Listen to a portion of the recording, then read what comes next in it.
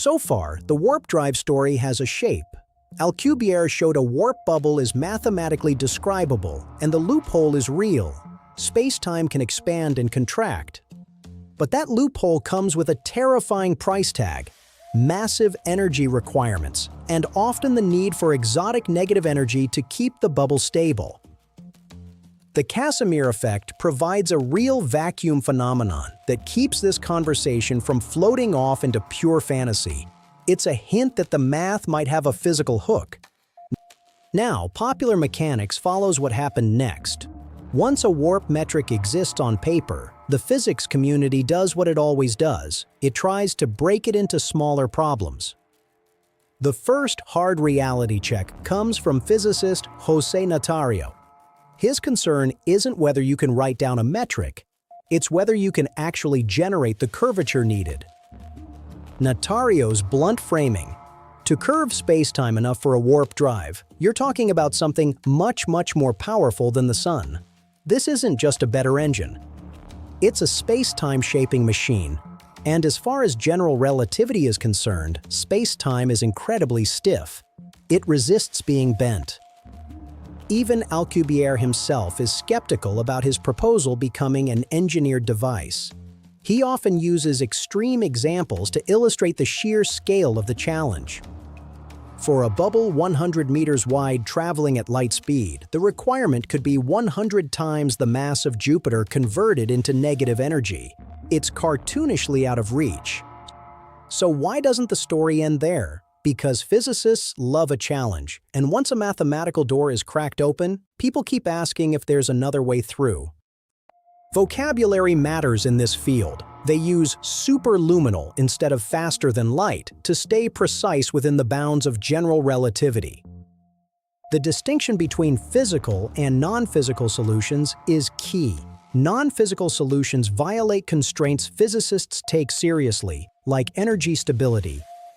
A physical solution means there might be a path where the stress-energy requirements don't instantly contradict what we know about matter and fields. That's the Holy Grail.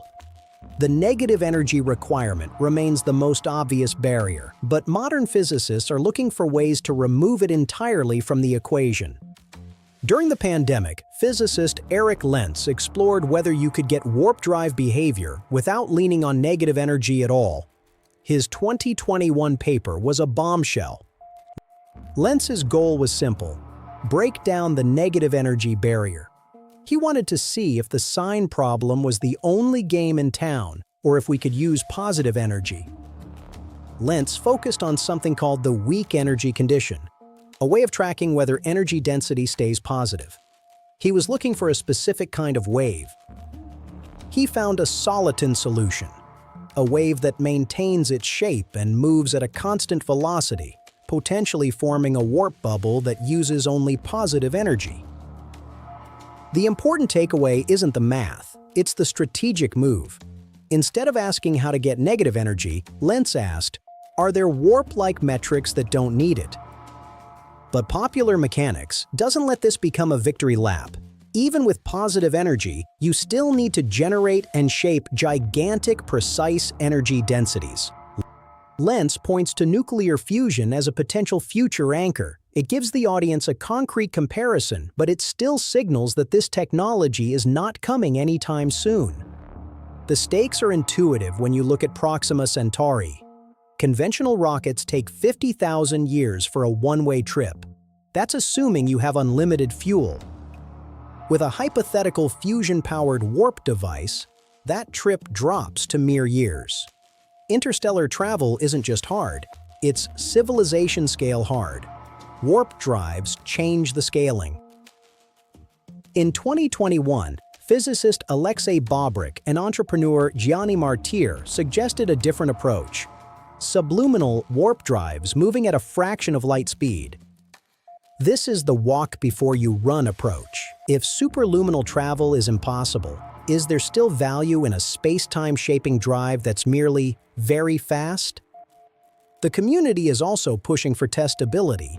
They've used simulated black holes made with sound waves and glycerin to test gravitational force levels needed to warp space. Bobrick and Martyr even coded their work into a public app. It's designed to speed up the process of checking if a new warp metric is actually physical. Normally, that determination takes 6 to 8 months of math. The app gives a preliminary answer in seconds, showing just how messy this ecosystem of research really is. But even if you had the energy, nightmares remain at the boundary. Alcubierre worries that space distortion near the walls could destroy anything approaching the bubble. If you collide with gas or radiation in your path, it could be catastrophic. A warp bubble isn't just a trick, it's extreme engineering moving through a hostile environment. Physicist José Notario raises another problem: steering and stopping. You can't signal the space-time in front of you to curve if you're already moving faster than light. Notario's bottom line is blunt: superluminal travel is impossible. He argues we have no idea how to accomplish these huge deformations, leaving it purely theoretical. So Part 2 leaves us balanced. The community is removing negative energy barriers and pushing for stepping stones, but the core obstacles of scale and control remain. In Part 3, we'll look at the cathedral project of warp drive. If you love mind-bending science, subscribe to SciByte Insights for more. Until then, never stop asking why.